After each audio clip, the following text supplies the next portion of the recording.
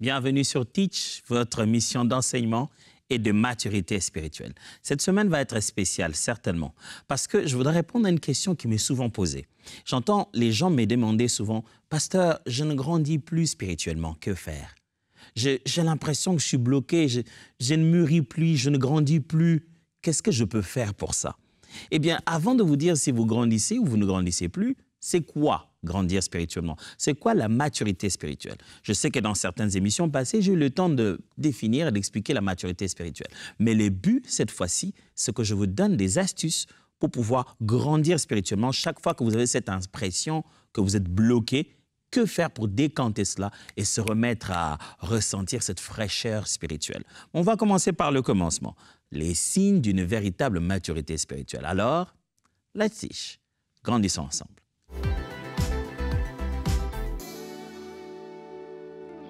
La maturité spirituelle est le but de chaque croyant en Christ. Tous ceux qui viennent dans le Seigneur Jésus doivent finalement arriver à devenir mûrs. Et le but de la maturité, c'est le service. Et aussi être à l'état d'homme fait pour attendre le retour de Christ. On grandit pour commencer à être utile dans l'œuvre de Dieu, dans le but de Dieu, et on grandit pour ressembler à Christ, pour que le jour viendra nous prendre, il trouve sa nature en nous. Alors si en tant que chrétien, à un moment on commence à avoir l'impression qu'on ne grandit plus, tu vas à l'église pour y aller, ce n'est pas qu'une question de routine, mais tu sens que ta foi tourne en rond. Ce n'est pas qu'une question d'information, de connaissances que l'homme de Dieu présente à l'Église ou non. Mais tu sens que personnellement, tu vis une vie chrétienne qui est vraiment au plateau. Tu ne mûris plus. Une nouvelle expérience de Dieu. Je ne parle pas par expérience, je ne parle pas que tu vois des anges. Je parle simplement que Dieu marche avec toi dans le parcours de ton quotidien au point que tu perçoives une leçon venant de sa part. Tu sais par toi-même que depuis un moment, j'ai l'impression que je ne grandis plus. Je tourne en rond, je fais du surplace. Ma foi, ma vie chrétienne ne grandit plus. Alors tu quitteras peut-être d'une église à une autre, tu changeras d'église, tu changeras des pasteurs sur Internet, à la recherche d'une chose qui va te nourrir à l'intérieur. Mais tu devrais te poser d'abord la question, c'est quoi grandir? Comment est-ce qu'on peut reconnaître qu'on est devenu mûr et qu'on mûrit? Quelle est cette chose que je suis en train de chercher en me disant, je n'en ai plus, j'en cherche? Si c'est de la sensation, non. Si c'est juste de la contradiction, de la tension, non, ce n'est pas au niveau du ressenti. Comment? Quels sont donc les signes de la maturité spirituelle qui te permettront de te dire que j'en ai de moins en moins, ou j'en cherche, j'en ai de plus en plus? C'est quoi? Il y en a plusieurs, mais permettez-moi de vous parler des 5 choses qui peuvent vous servir d'indicateur de la maturité et de la croissance spirituelle.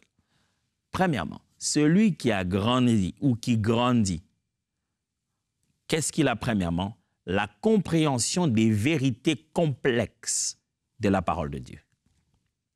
Pour que vous puissiez vous dire que, pasteur, ces derniers temps, je sens que je ne grandis plus. En fait, vous êtes en train de me demander, pasteur, ces derniers temps, je ne consacre plus de moments à comprendre des choses complexes de la Bible. La compréhension des vérités complexes, des vérités, des mystères des Écritures, sont un indicateur de votre croissance. Ça signifie que mieux vous comprenez, plus vous grandissez.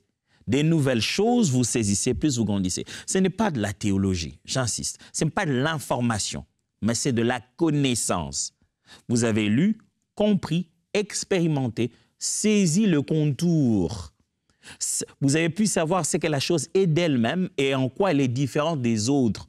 Vous avez compris les concepts voisins, les synonymes et les antonymes. Vous avez compris comment fonctionne la chose, non seulement parce que vous aviez été à l'intérieur, mais vous savez comment l'activer ou la désactiver. Toutes ces choses-là sont les différents contours qui peuvent vous permettre de dire que vous avez compris. Et la compréhension des vérités complexes de la parole de Dieu, ça c'est un signe que vous avez grandi. Vous avez commencé à comprendre ces choses-là. Donc, vous avez grandi. La Bible reconnaît qu'il y a des contenus plus complexes que d'autres. Il y a du lait, il y a la nourriture solide. Paul même, Pierre plutôt citant Paul, il dit, ce sont ces genres de choses que enseigne notre frère Paul par ses lettres dans lesquelles se trouvent des choses difficiles à comprendre ou à expliquer que d'autres ont dû tordre le sens. Il existe donc dans les choses de Dieu, dans la parole de Dieu, dans la foi chrétienne, des vérités plus complexes que l'autre. Combien de vérités complexes êtes-vous en train de connaître? Ça montre que vous êtes en train de grandir. Lisons Hébreux, chapitre 11, versets 11 à 14. Ça exprime bien ce que je dis ici. Hébreux 11, 11 à 14. C'est un sujet sur lequel nous aurions bien des choses à dire, mais il n'est pas facile de vous les expliquer. Vous êtes devenus si lents à saisir les vérités spirituelles et vous ne mettez plus guère d'entrain à les comprendre. Dire que vous êtes convertis depuis tant d'années. Il y a longtemps que vous deviez être en train d'enseigner d'autres et pourtant vous êtes encore à l'ABC de la révélation. Vous voyez? La révélation de Dieu à l'ABC de la révélation. Vous avez vous-même besoin de quelqu'un qui vous réapprenne les premiers rudiments des paroles de Dieu. Vous ne supportez que le lait, non la nourriture solide. Mais celui qui continue à vivre de lait montre par là qu'il est encore un enfant. Il n'est pas apte à saisir un enseignement relatif au juste jugement, aux justes exigences de Dieu. Il n'a aucune expérience de ce qui est une vie juste. C'est encore un bébé. Les adultes, par contre, ceux qui ont atteint une certaine maturité spirituelle, prennent de la nourriture solide. Ils ont exercé leurs facultés et ont ainsi acquis, par l'expérience, un sens moral affiné qui leur permet de distinguer ce qui est bien de ce qui est mal. Ça, c'est quelqu'un qui mûrit.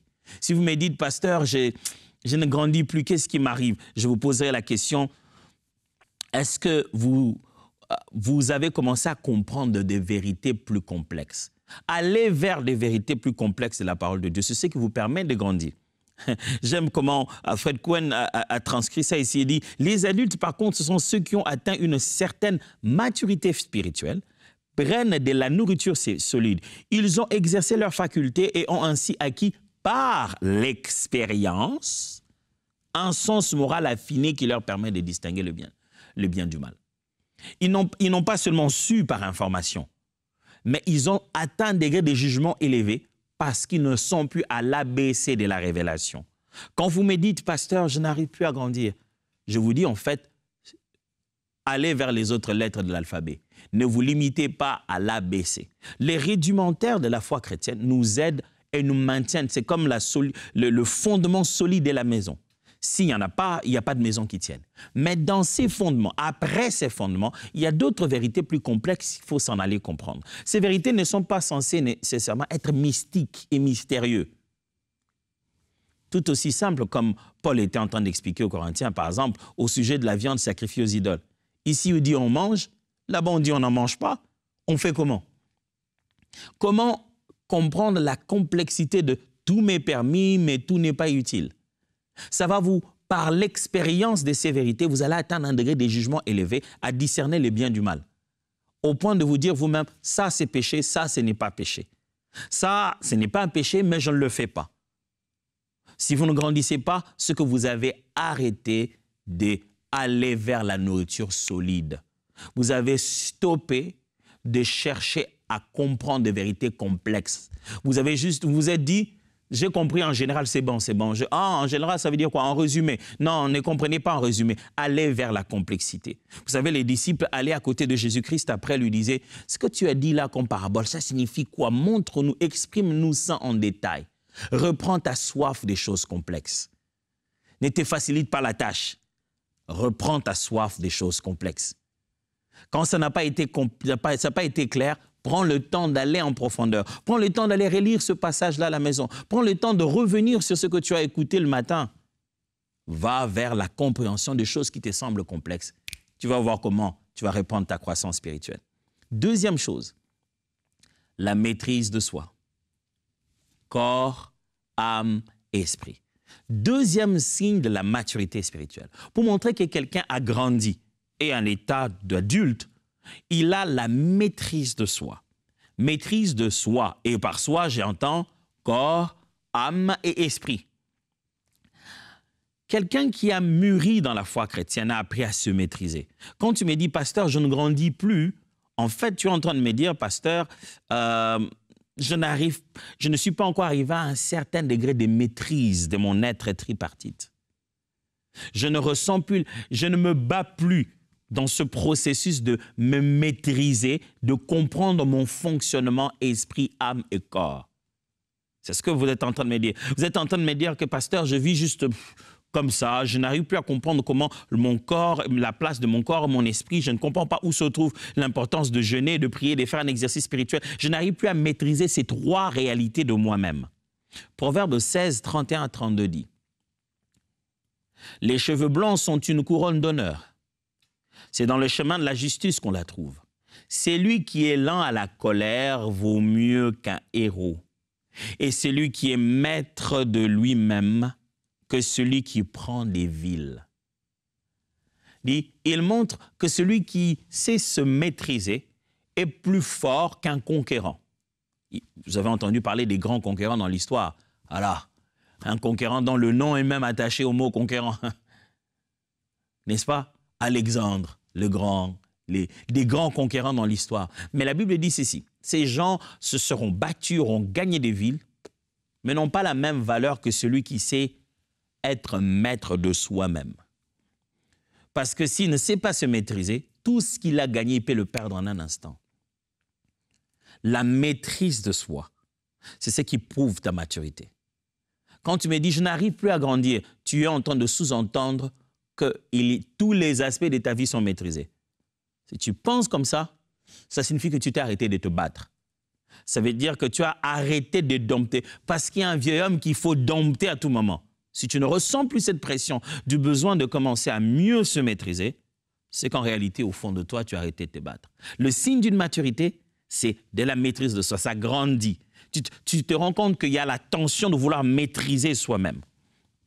Galates chapitre 5, versets 22 à 23. Car l'Esprit de Dieu produit bien autre chose. Le fruit de l'Esprit, c'est l'amour, la joie, la paix, la patience, le bon caractère, l'amabilité, la serviabilité, la bonté, la générosité, la fidélité, la confiance dans les autres, la douceur, la modestie, l'humilité, l'aptitude à céder et à s'adapter, la tempérance, la chasteté, la maîtrise de soi. Aucune loi n'interdit cela. Et contre ceux qui vivent ainsi, elle n'a pas même besoin d'intervenir. La maîtrise de soi comme fruit de l'esprit. Frère, celui qui a grandi dans les choses de Dieu, celui en qui le travail de l'esprit se fait, il porte le fruit appelé maîtrise de soi. La maîtrise de soi, maîtrise de corps, maîtrise d'âme et maîtrise d'esprit. Celui qui est devenu mature, il sait reconnaître comment Dieu lui parle. Il sait reconnaître comment son esprit est en train de percevoir quelque chose. Il comprend que là, c'est dans mon esprit que ça se passe. Écoutez ce que Jésus dit. Il dit, mon âme est triste jusqu'à la mort. Jésus, comment tu sais que c'est ton âme et non pas ton esprit? Cette conscience bien claire de soi-même, de savoir comment maîtriser son corps et de savoir que là, il faut que je quitte ici, sinon mon corps va me faire de bêtises ici. Tu sais être capable de te dire non, là c'est que mon âme, il y a eu juste des sentiments qui sont confus. Je dois me calmer, ce n'était pas Dieu, c'était juste moi. La maîtrise de ton fonctionnement tripartite est le signe de ton degré de maturité. Si tu as arrêté de faire la quête de la compréhension de ce fonctionnement, tu auras cette impression que poup, tu te stoppes et tu ne grandis plus. Troisième signe, avant cela, lisons plutôt 1 Corinthiens chapitre 14, versets 31-32. La Bible dit, « Ainsi vous pouvez tous, à tour de rôle, apporter un message ou un témoignage inspiré, afin que l'assemblée soit instruite et édifiée, que chacun apprenne quelque chose, qu'il se sente encouragé et stimulé dans sa foi. Rappelez-vous qu'un homme inspiré par l'Esprit reste maître de l'esprit prophétique qui l'anime. Il a donc le pouvoir de commander à son inspiration et de le garder sous son contrôle. » Louis II dit, l'esprit de prophète est soumis au prophète. Paul est en train de dire,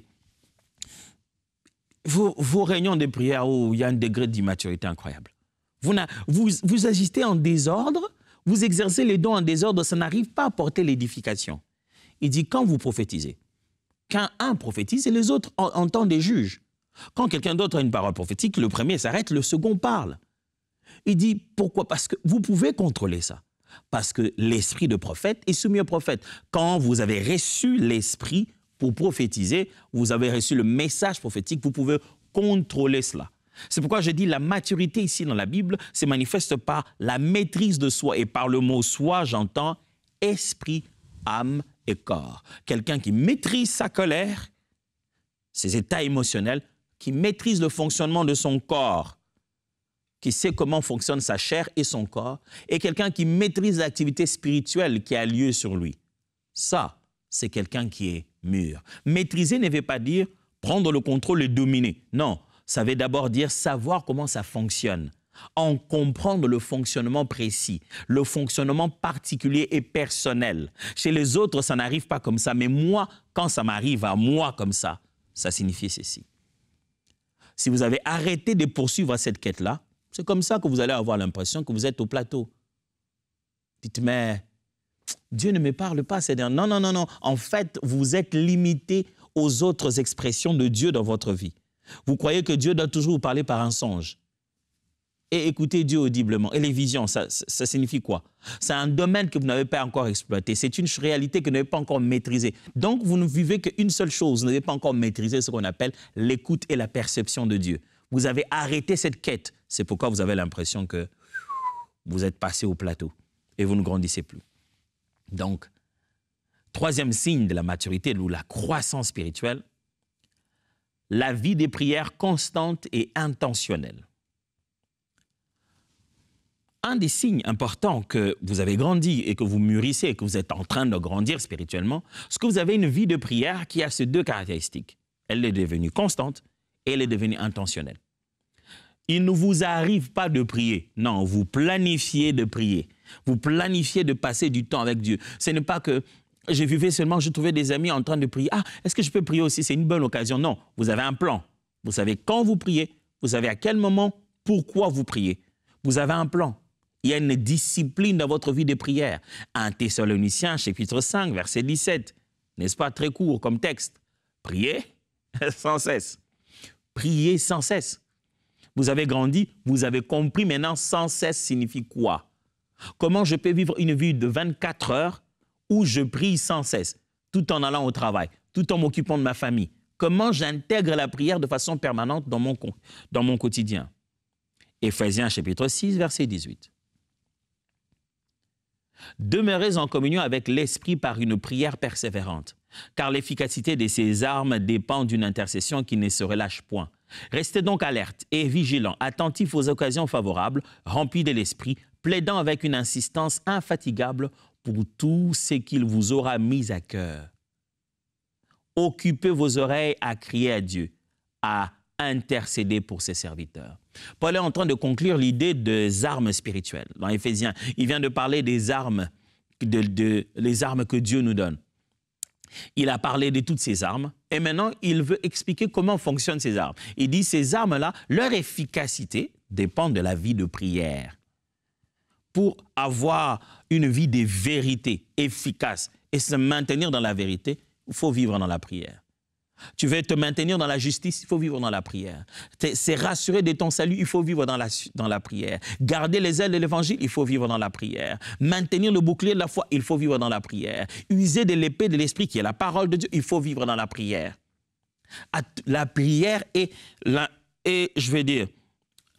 prière est ce cadre qui fait fonctionner ces armes. Une vie de prière constante et intentionnelle montre que cette personne a grandi. Quand tu me dis, mais pasteur, je ne grandis plus, je ne sais plus quoi faire, je ne grandis plus, j'ai une question à te poser. Quel est ton système de prière? Surtout personnel. Est-il constant et intentionnel? Oui, oui, je prie chaque 5 heures. OK, ça c'est constant. Mais tu pries pourquoi à chaque 5 heures? Avec quelle intention? Non, mais je prie pour commencer ma journée. Oh non, on ne prie pas pour commencer la journée seulement. Mets un but dans tes prières. Mets une intention. Tu vas ressentir comment tu vas changer et comment la croissance va revenir. Quatrièmement, la conscience d'une vie des sacrifices au service de Dieu. L'un des signes, donc le quatrième signe de la maturité spirituelle, que quelqu'un est en train de grandir, que quelqu'un a mûri dans les choses de Dieu, c'est qu'il a la conscience d'une vie de sacrifice au service de Dieu. Quelqu'un qui a grandi spirituellement sait qu'il doit se sacrifier pour servir Dieu. Servir Dieu n'a jamais été une affaire facile. Jamais. Vous n'entrez pas dans l'œuvre de Dieu avec une telle aisance où vous le faites quand vous voulez, au moment où vous voulez, sans que ça ne vous demande un effort supplémentaire. Ce n'est pas possible. Servir Dieu, c'est d'abord fondamentalement être prêt à porter sa croix. C'est comme ça que Jésus appelle ça. Porter sa croix, aimer, suivre. Il dit chacun doit porter sa croix et suivre. C'est-à-dire que chacun va porter sa part de sacrifice dans le processus de la marche de disciple de Jésus. Celui qui a grandi sait que servir Dieu veut dire se sacrifier. Je sacrifierai du temps, je sacrifierai des moyens, de l'argent, je sacrifierai des plaisirs, je sacrifierai des réunions, je sacrifierai des sorties. Mais dans ce processus, il y aura de temps en temps, et même de fois très régulièrement, le besoin de sacrifier. Ne pensez pas que vous allez vivre cette vie chrétienne en mode Wi-Fi, télécommande, Bluetooth, où tout se fait calmement, vous êtes là, la lumière s'allume. Non, l'œuvre de Dieu, ce n'est pas ça, mes amis. L'œuvre de Dieu, ça ne vous fait pas dormir la nuit. L'œuvre de Dieu, ça vous met en dehors de votre zone de confort. Vous faites des choses que vous avez l'impression que ça ne ressemble pas à votre personnalité. C'est le peuré de Pierre qui est devenu le premier prédicateur de l'Église. C'est celui qui ne savait même pas dire à une femme qu'il était avec Jésus. C'est lui qui est devenu le premier prédicateur de l'Église. Il n'en va pas de sa personnalité seulement. Il n'en va pas des choses qu'il aime faire. On ne sert pas Dieu pour faire des choses qu'on aime faire. On sert Dieu pour faire des choses qu'il nous ordonne de faire. Et quand il t'ordonne de faire une chose, il t'en donne les capacités et l'onction. Si tu es la seule personne à cet endroit, Dieu te regarde et dit « Non, il n'a pas le profil, il n'a pas la personnalité nécessaire, je ne peux pas l'utiliser. Il faut chercher quelqu'un d'assez courageux. » Hein? Non, si tu es serviteur et que tu dis que ta vie lui appartient et que ton corps est le temple du Saint-Esprit, il t'enverra à n'importe quelle mission avec l'onction qu'il te donnera. Il te capacitera pour la cause et tu en sentiras la complexité. Tu vas sentir que je suis en dehors de ma zone de confort, je fais des choses que je n'aime pas faire. Ça, c'est quelqu'un qui a mûri. Quelqu'un qui a mûri dans les choses de Dieu sait que servir Dieu requiert de sacrifice. Marc 10, 42-45. Jésus les appela à leur dire « Vous savez que ceux qu'on regarde comme les chefs des nations les tyrannisent et que les grands les dominent. Il n'y en est pas de même au milieu de vous. Mais quiconque veut être grand parmi vous, qu'il soit votre serviteur. Et quiconque veut être le premier parmi vous, qu'il soit l'esclave de tous. Car le Fils de l'homme est venu, non pour être servi, mais pour servir et donner la vie comme la rançon de plusieurs. » Donner sa vie comme la rançon de plusieurs, c'est ça servir et pas être servi. Quand vous avez grandi spirituellement, quand vous devenez mûr dans les choses de Dieu, vous avez compris que vous n'êtes pas là pour être servi, mais pour servir. Si vous réveillez chaque matin, midi, soir, 10 ans, 20 ans, 5 ans, vous êtes tout le temps dans cette église et vous êtes que servi, et à aucun moment vous êtes là pour servir, c'est la raison pour laquelle vous ne grandissez plus. À quel moment vous servez les autres? Philippiens 2, 3, 4. N'agissez pas en vue de la satisfaction de vos désirs particuliers. Laissez tomber tout esprit de rivalité, que ni la vanité ni le désir de faire bonne impression ne commandent vos actions.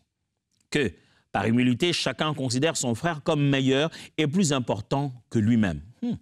Apprenez à reconnaître la supériorité des autres. Ne pensez pas seulement à vos intérêts personnels ou à l'avantage que vous pouvez tirer des autres. Désirez au contraire le bien de votre prochain et prenez ses progrès à cœur. Waouh! Difficile, hein? C'est pour ça qu'on comprend qu'à la fin, il leur dit « Ayez en vous les sentiments qui étaient en Christ ». Il dit « Regardez les autres comme étant au-dessus de vous-même. Pensez à l'intérêt des autres. Vous vivez là, vous avez l'opportunité de vous faire de l'argent, vous avez l'opportunité de... Ce que vous allez dire va vous permettre d'avoir du repos, des moyens. Mais vous dites, est-ce que l'autre en a? L'autre, c'est qui? C'est quelqu'un que je connais nécessairement? Non, mais c'est toute la créature de Dieu. C'est tout celui qui porte l'image de Dieu. C'est tout celui qui en a besoin. C'est quand vous commencez à vivre une vie sacrificielle de serviteur que vous avez commencé à grandir. Si vous me dites, pasteur, je n'arrive plus à grandir, je ne sais pas pourquoi, j'ai une question à vous poser. Vous servez pourquoi? Certainement, quelque chose a lieu dans la motivation de votre service. Soit c'est devenu une routine, soit vous avez abandonné l'esprit sacrificiel, soit alors, votre sacrifice n'est plus vu comme tel. Alors, ça vous a complètement coupé les ailes. Enfin, les savoir-vivre guidés par la parole. Le savoir-vivre guidé par la parole, qu'est-ce que j'entends par là? J'entends par là que celui qui a grandi dans les choses de Dieu sait comment bâtir les relations, maintenir les relations et arrêter des relations. Il sait comment vivre avec les gens. La maturité spirituelle t'apprend comment vivre avec les gens, bâtir des relations, vivre avec les gens, entretenir ces relations, demander pardon, recevoir le pardon et aussi, parce que cela est important, c'est détacher de certaines autres relations. C'est ça quelqu'un qui a mûri. Si vous me dites, pasteur, je n'arrive plus à grandir, je vous dis, comment vous vivez avec les gens? Qui est autour de vous? Comment vous vivez dans votre cœur? Est-ce que vous n'avez pas quelqu'un à pardonner? Est-ce que vous n'avez pas quelqu'un chez qui aller demander pardon? Comment vous vivez? N'y a-t-il pas des relations que vous deviez couper? N'y a-t-il pas des relations que vous deviez plutôt aller entrer dedans? Matthieu chapitre 6, versets 14 à 15. Si vous pardonnez aux hommes leurs offenses, votre Père céleste vous pardonnera aussi. Mais si vous ne pardonnez pas aux hommes, votre Père ne vous pardonnera pas non plus vos offenses. Voyez, vous êtes là, sous le poids d'un péché et des offenses non pardonnées. Pourquoi vous ne grandissez pas? Colossiens 3, 13. Si vous trouvez de quoi critiquer votre frère, supportez-vous les uns les autres. Si vous avez quelque chose à reprocher à un autre, soyez toujours prêts à vous pardonner vos torts aussi généreusement que le Christ vous a pardonné. Il dit, si vous trouvez quelque chose à critiquer, vous voyez que non. Je n'aime pas ces attitudes-là, je n'aime pas, non, il se justifie trop, il est tout le temps là, non, c'en est. Si tu trouves quelque chose de critiquable, quelque chose qui te fatigue chez quelqu'un, supporte-le. C'est là que tu grandis. Si tu me dis, pasteur, je n'arrive plus à grandir, je me pose la question, est-ce que tu n'as pas lâché la responsabilité de supporter les autres? Est-ce que tu ne t'es pas juste dit, ah non, mais trop c'est trop, hein, ou non, moi j'en peux plus, mais que chacun s'occupe de ses oignons. Non, la Bible ne dit pas ça. On ne s'occupe pas chacun de ses oignons. On se porte les uns les autres. C'est le fait de se porter les uns les autres qui t'aide à grandir. Un savoir-vivre biblique dans les relations que tu bâtis, dans la manière d'entretenir les relations par le pardon et aussi dans la manière de se séparer des relations qui ne nourrissent pas ta vie spirituelle. Cette semaine s'annonce très, très, très intéressant. Et je m'attends à ce que chacune des choses qu'on va apprendre, vous puissiez dévorer ça très vite. Ça ne sera pas du nouveau. Ce sera toujours les mêmes principes, mais je me suis forcé à les présenter de la manière la plus pragmatique que possible pour qu'en les appliquant à la seconde, à la minute, vous qui vous êtes dit, je n'arrive plus à grandir, vous puissiez sentir que les choses ont commencé à changer. Alors pour cette semaine qui commence, let's teach. Grandissons ensemble. Dieu vous bénisse.